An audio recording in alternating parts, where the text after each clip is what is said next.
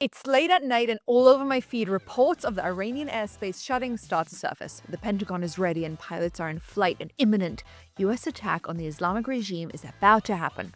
All over the world, people are holding their breath, and then, in the last minute, Trump cancels it. The Islamic regime has stopped all the murders and the executions, and so the intervention is unnecessary. Well, that's the official excuse. It's Saudi Arabia, Qatar, and the UAE that have asked him to stop the attack.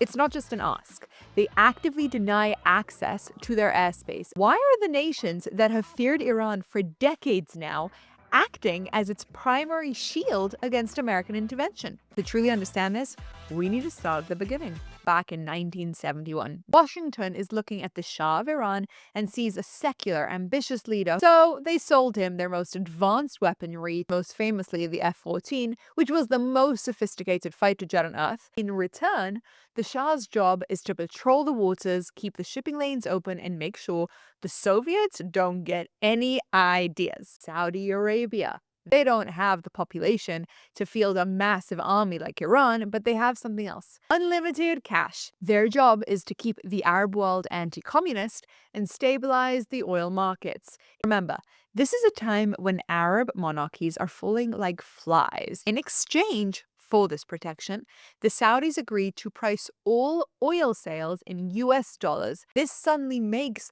the dollar high in demand, which in turn stabilizes the US economy. This is true till this day.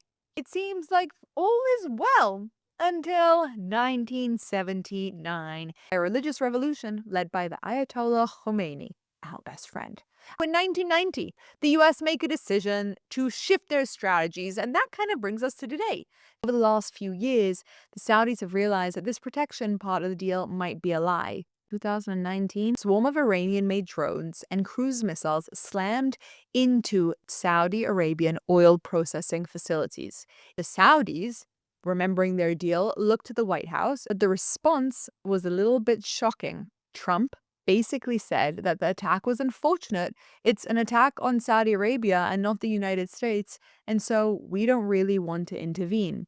They realized that if the US wouldn't fight Iran, they need to appease Iran. And this is where things get a little bit dangerous. In March 2023, Saudi Arabia and Iran signed a deal to restore relations, but it wasn't brokered by the US. It was brokered by Beijing. If the US attacks and topples the Ayatollah, if there is a regime change, the Saudi-China deal becomes void.